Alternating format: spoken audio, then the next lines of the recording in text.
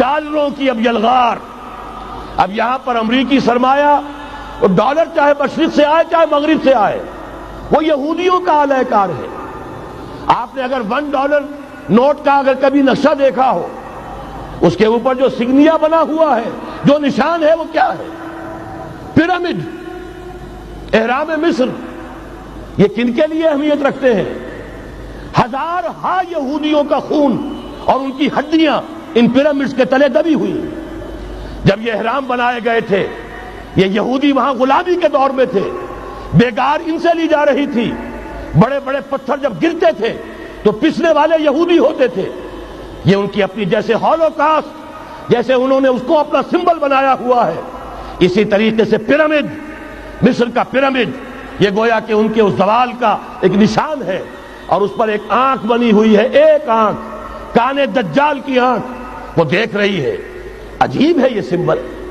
نیچے لکھا ہوا ہے نووس آرڈو سکلورم، اور یہ در حقیقت 1776 جو نیچے لکھا ہوا ہے وہ رومن حروف کے اندر یہ 1776 ہے، جو میں بتا چکا ہوں آرڈر آف الومناٹی وساپ نے قائم کیا تھا. عام دنیا یہ سمجھتی ہے کہ شاید یہ امریکہ کا یوم آزادی ہے، سن آزادی ہے. 1 مئی اس آرڈر آف الومناٹی کی تاسیس 1 مئی کو ہوئی ہے. یہ 1 مئی جو منایا جاتا ہے، دھوکہ یہ دیا گیا ہے کہ یہ شکاگو کے جو مزدور ہیں ان کی یادگار ہے. حقیقت میں یہ 1 مئی اور 1776 آرڈر آف دی الومناٹی کی تاسیس کی تاریخ ہے. ڈالر میرے اس دیش کو ناپاک نہ کرنا. اور میں تو انہیں داد دیتا ہوں، جو کچھ انہوں نے، شاعر کہتے ہیں اس کو جو صاحب شعور ہے، اس صاحب شعور نے جو مشاہدہ کیا ہے کہ ڈالر آئے گا تو کیا آئے گا ہمارے ہاں. میری تو فکر کے اندر رچ بس گیا ہے.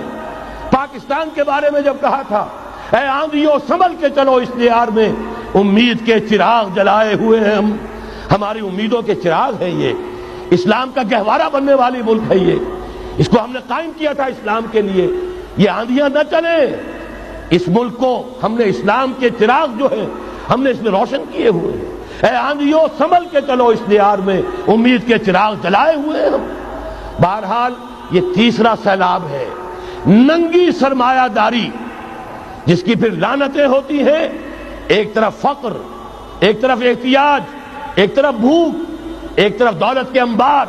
پہلے بھی ہمارے ہاں فرق کم نہیں ہے، لیکن اب جو ہوگا، اگر یہ بات پوری ہو گئی تو وہ ننگی سرمایہ داری.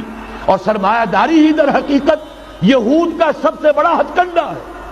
یہ بینکنگ کا نظام، یہ سارا کا سارا سودی نظام، یہ IMF، یہ ورلڈ بینک، یہی تو ان کے سب سے بڑے ادارے ہیں. تو واقعہ یہ ہے کہ 3 طرف سے ہم پر حملہ ہو رہا ہے. اور یہ سود کے بارے میں کیا کہا تھا اقبال نے؟ از ربا آخر چمی زائد فتن. اس سود کے ام الخبائث کے پیٹ سے سوائے فتنوں کے اور کیا برآمد ہو سکتا ہے؟ کس نہ داند لذت قرض حسن.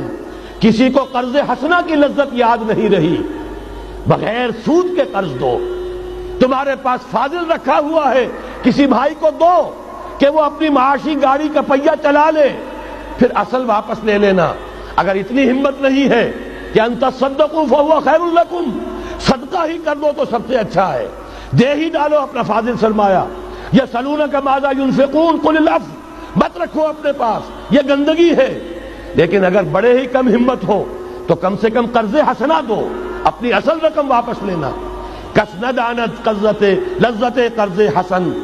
از ربا جاں تیرا دل چوں خشت و سنگ. اس لیے کہ سود کے ذریعے سے انسان کے اندر تاریکی پھیل جاتی ہے. دل جو ہے اینٹ کے مانند، پتھر کے مانند سخت ہو جاتا ہے، کٹھور. ثم قست قلوبکم فہی کالحجارۃ او اشد قسوہ. آدمی درندہ بے دندان و چنگ، اور انسان بغیر اس کے کہ بھیڑیوں والے دانت ہوں اور بھیڑیوں والے پنجے ہوں، بھیڑیا بن جاتا ہے. بہرحال اب کرنے کا کام کیا ہے اس کو سمجھیے. اس پوری صورتحال کا میں نے آپ کے سامنے نقشہ پیش کر دیا. ایک طرف مغرب سے نیو ورلڈ آرڈر، جو جیو ورلڈ آرڈر ہے، اس وقت کی سپریم پاور آن ارتھ، امریکہ کی سرپرستی میں بڑی تیزی کے ساتھ حملہ آور ہے. دوسری طرف وَمَكَرُوا وَمَكَرَ اللَّهُ وَاللَّهُ خَيْرُ الْمَاكِرِينَ۔ اللہ کو پامردی مومن پہ بھروسہ، ابلیس کو یورپ کی مشینوں کا سہارا۔